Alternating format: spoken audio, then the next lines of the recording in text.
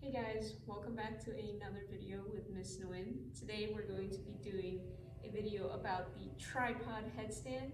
The tripod headstand, it's exactly like, oh not exactly like, but almost exactly like the crane pose, except for this one we're going to be using our heads, hence the tripod and the headstand part of the exercise. So today I'm going to start you off with four different steps. The first step being the easiest, then the second step, then the third step, and then the fourth step being the actual tripod headstand. So let's go ahead and get started with step one. So for step one, we're going to get prepared in the same way we would with the crane pose, where your hands are going to be about shoulder width apart, maybe a little bit more than shoulder width apart, just a tiny bit more. And remember, when you put your hands down on the mat, I want you guys to have that fanned out fingers, okay? Extend your fingers out instead of keeping them together. That way we'll have more balance. So we're gonna start off shoulder width apart, hands on the mat. Now from here, we're gonna get into kind of like a downward dog position. However, we're also going to place our head on the mat. I'll show you what I mean like right now, but when you place your head on the mat, where I want your head to touch the ground is a little bit above your forehead. A little bit above your forehead. And it's gonna hurt. It's gonna hurt, honestly, right off the bat. It's not gonna feel good, but once you practice, the more you practice, the more you'll get used to it and it won't hurt anymore. But for step one, we're gonna have to put our head on the ground. Fingers facing forward, arms about shoulder width apart with fanned out fingers. And you're gonna place your head right in a like triangle area. And then you're gonna get into the downward dog position and you're gonna be on your toes. Now this isn't the full extent of step one. From here, after we hold this position, in step one, kind of like a step 1.5, I guess you could say, we're just gonna lift one leg and hold it there for a little bit, put it down, and then we're gonna lift the other leg, and we're gonna hold it there for a little bit. And that is step one. Okay, so that was step one. I personally had to pause the video myself and take a break because I got tired. And you guys gotta realize that whenever you do these things, it's not gonna come naturally. It's not gonna come after just one try. You have to take a break, let your body rest, and especially if you're doing things upside down, your body's not used to being upside down. We always have to take a break, take a rest. Remember, step one, hold it for like 10 seconds each leg, take a break, and then get right back to it. And whenever you're ready, we're gonna move on to step two. Step two preparation is gonna be the same thing. Step two looks a little bit more like, a lot more like the crane pose because your knees are gonna be resting on your triceps. And the only difference is your forehead is gonna be on, not your forehead, the top of your head, I'm sorry, my mistake. The top of your head is gonna be on the ground. And your weight is gonna be evenly distributed against your hands and your head. And let me show you exactly what I mean right now. So hands shoulder width apart, fingers fanned out. Then you put your head on the ground. From here, you're gonna get into your downward dog on your toes, just like step one. And this time you're gonna walk it in and then slowly put one knee on one tricep. And then when you're ready, move on to the next knee onto the other tricep. This one should be a little bit easier than the crane pose because you have another point of contact on the ground. It is going to hurt your head, but you will get used to it once you practice a little more. And that is step two. Step two, I find it a little easier. The only hard thing about step two I felt was that the top of your head, your head's never like on the ground ever, and now you're all of a sudden you're putting like almost all your weight on the ground with your head, and it hurts a lot. So Make sure with step 2, we practice for 10 seconds, hold it, and then take a break. Please take those breaks, and especially don't do this all in one day. Don't slam it out all in one day and do like 5 hours of practice. I do not recommend that. Just keep it nice and easy. Practice every single day. So here we are, we're gonna move on to step 3. Now for step 3, with my head, I feel like I needed a little more cushion, so I bent my mat. I folded it. It's double layered now. You can do triple layer. Just please be safe. Don't slip with whatever mat you're using, especially if you're using a towel or a blanket. With step 3, we're gonna do the same thing, except now I have this wall right here, nice and flat. There's a little rock climbing stuff in the way, but I have a nice area right here where I can kind of walk my feet up the wall. As I'm in step 2, I can practice by walking my feet up the wall. I'm going to show you exactly what I mean right now.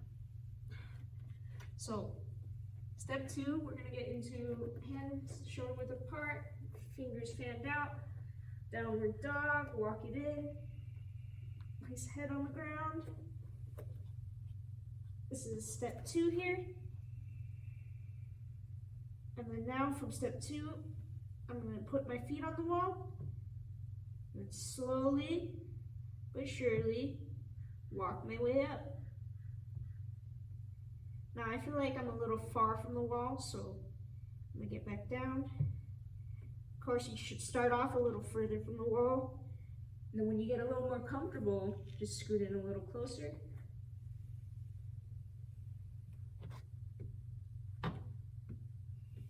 Start off in step 2, right?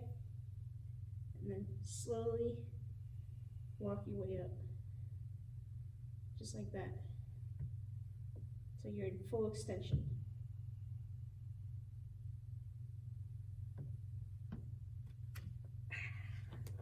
So that was step 3. Now we're going to move on to step 4, the fourth and final step, where I actually show you the tripod handstand. Now, I really want to stress that you guys gotta give your body a break. Give your body the break that it needs, because this is a lot of pressure on your head. Your head's very important. Contain your brain, your knowledge, everything's in there, you know, your little noggin. And then I also forgot to mention, make sure you guys tuck in your shirts when you do this part. Okay, so tuck in your shirts, make sure your shirt doesn't fall up, and show everybody. We're gonna get started. Hands shoulder width apart, fingers fanned out. We're going to start with putting our head on the ground.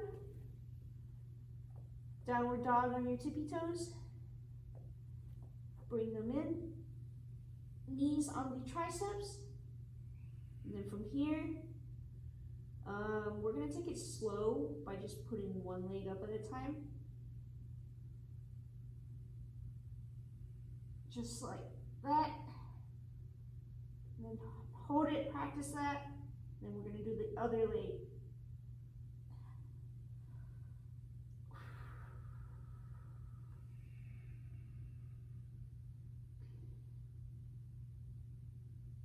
And down. Notice how I am breathing and exhaling. You guys think the whole in the nose, out the mouth thing does not matter, but in reality, it really matters. It really helps. If I wasn't exhaling at that given point, I probably wouldn't have been able to do the tripod headstand. That's how important it is. Okay, so now that was just a kind of like a 4.5 step. Now we're gonna go to the actual tripod headstand. Let's do it before I get too tired. Ready?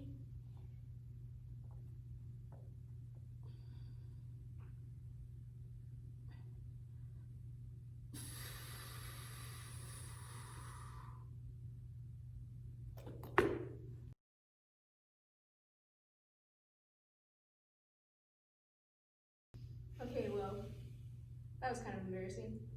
Let's try it again. All right. Hands shoulder width apart, fingers fanned out, head on the ground, downward dog on your tippy toes, walk it forward, Knees on the triceps. And let's go again.